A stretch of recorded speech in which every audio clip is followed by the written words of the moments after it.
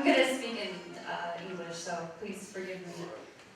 If there's any lesson that we could have learned today from this tragedy, from the stories that we've heard, it is that one who loses our homeland loses everything. And unfortunately for Adigas, this is not the first time that it's happened to us. We are unfortunately familiar with this kind of events that happened to our nation. It happened in 1864 on a much grander scale. So the stories that we've heard today from all these esteemed guests, what had happened to us in the past is much, much worse. And today's nations in the world, they have the luxury of knowing exactly what their population is like, what is made up of their nation. But we don't have that luxury. We don't know how many Adigas are in the world today.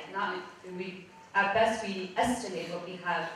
And we say it's 6 million, but at the very best, it is an estimate.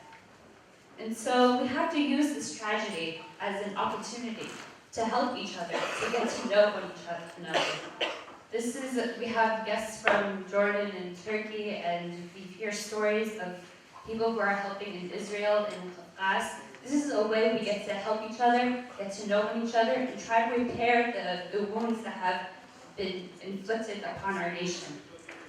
And so if it wasn't for the help of all these people, I don't know what kind of stories we would be hearing. I don't know what kind of images we would be seeing. And I really do fear what the situation would have looked like in that regard. So I hope and I wish and I pray that we could all work together, that we could all help one another and try to move past this, because we don't know how the situation will unfold in the next couple of months, years, 10, 15. We don't know what's going to happen to us and to all of us and our families and our friends. So we have to help one another. Right now I'm going to plead to those people of my own age group. I see a lot of you in the audience. And I know all of you are on Facebook and on the internet and things like this.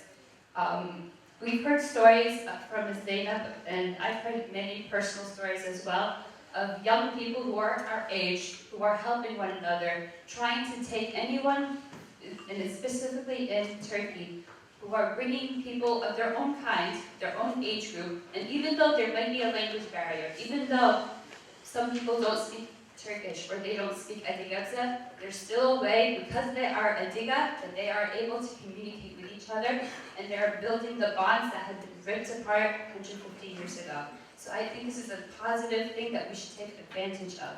And so for that reason, I'm going to ask anyone to be able to lend a hand.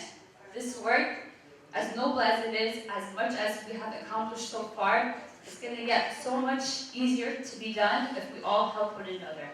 So you have these pledge forms on the tables in front of you. Even if you cannot give money, please put your information down, put your any skills that you might be able to offer, write it down, and we'd be able to contact you, and so we could work together and help one another. And so just as a final note, I know the time is running, I'm just going to end it on this. Something that my parents have always told me as I was growing up, so I'll recite this only in Adiga. Adiga shirka tizapash, zekat tiab zim tishish. Zapash apab tatibza, tihop, tisab, tikabza.